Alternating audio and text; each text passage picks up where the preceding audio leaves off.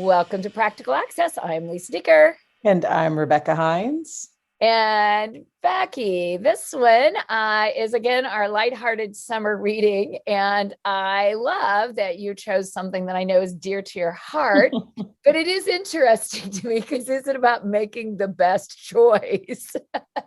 And as someone who I know is really big on that for your kids, and you've done that well with people you work with, enlighten us a little bit about using choice for routines and getting your life kicked off. So again, I love the thought. And so I'd love to hear what you have to say and reflect on that. Well, you know what, Lisa?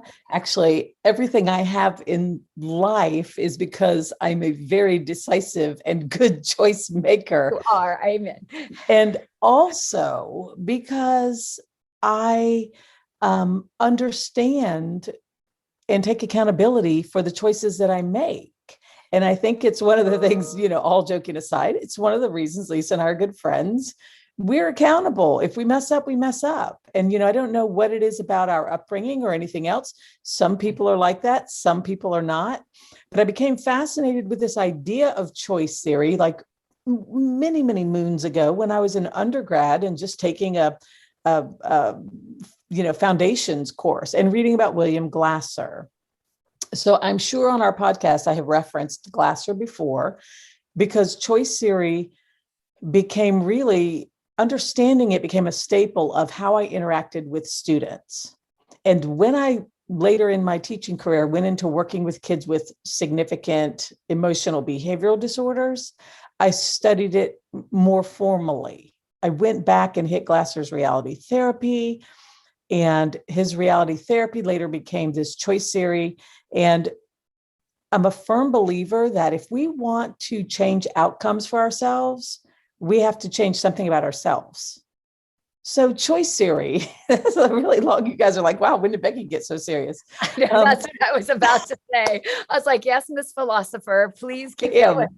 You're welcome. This episode will be about my personal philosophies. Well, ironically, so this reading is, it's a free download on Glassier's website called The Little Book of Choice Theory. And when they say a little book, I mean, it is just, it's short. It communicates clearly the basic principles. And William Glasser was not an educator, but he has an educational component. So the good thing about this, Lisa, as a summer reading, is that it's something to reflect on and think about yourself and your own wellness and what's working for you in your life and what's not working, et cetera. And I laugh because even on the third you scroll through this little book and, the third slide is what choice theory can do for you. Are you satisfied with your life right now? Do you find your work environment motivating? Are your personal relationships supportive? Do you feel in control of your life? It sounds like relationships. We're all living through Zoom. Yes. It sounds like an advertisement for, some prescription medication, but it's not. Exactly. So it's choice theory revolves around this idea of, whose behavior can you control? And so many times in so many settings in schools, I hear people say, oh, I wouldn't let that kid do that. I wouldn't let this kid get away with this, and they say that about parents. Oh, I wouldn't let that mom, if he was my kid, I'd do X, Y, or Z. And it's, it's draining for those of us who work with kids with real problem behaviors. Yeah. So it's funny too, because, I'm going to take it back into not only kids with behaviors, but even in schools where change is a problem. I think we often judge and say, well, that teacher doesn't really want to change. It's like, that teacher is just trying to survive 18 kids online and 8 kids in front of her and, 6 kids with their mask off and the phone's ringing and somebody needed a report an hour ago and this parent, so I think we often try to do, we try to look at the glass half empty, and I'm not meaning to make a pun on Glasser, but I do think that choice theory is looking at, most of that really reminds me of like these disconnecting habits are complaining, blaming, criticizing, nagging, punishing, threatening. And rewarding you to control you, rewards only work Right. if you like the reward. Whereas I love the connecting habits, thinking about that parent who's struggling at the mall with their kid, as you just said, that, that parent or teacher who walks down the hall and goes, wow, look at Lisa. She didn't know how to control that kid. Well, maybe I do, but I'm smart enough to know if I try to control this right now, it's bad for everybody. And so I love those connecting habits that he shared of listening, respecting, accepting, encouraging, supporting, trusting, and negotiating differences. And the last thing I'll say there is, Becky, I thought of those and I laughed. All the work we do with inclusive schools and kids having civil rights access to the general ed setting, those are really the things that we really talk a lot about. Is, it's not easy. There's no easy button for anything we do in society. But I think Glassier reminds us that if we make the choice in a positive mindset, then it makes a whole big difference. That's right. And I think it's easy, all of those words. And even as we read about things like mindfulness and all of these things now, they really are all rooted in a lot of ways into Glassier's, originally 1965, I think, his reality therapy. Oh my gosh, that's old. Yeah. Well, and again, constantly evolving into the choice theory now, but it's this idea of, hope and empowerment and thinking differently about, how there's nothing wrong with you. There's just an imbalance somewhere.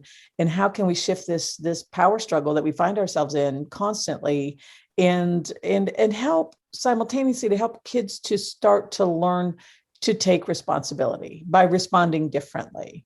So always recommend Glassier. And I was thrilled to find this as a they call it a book. It's literally just an online, presentation that you can easily scroll through.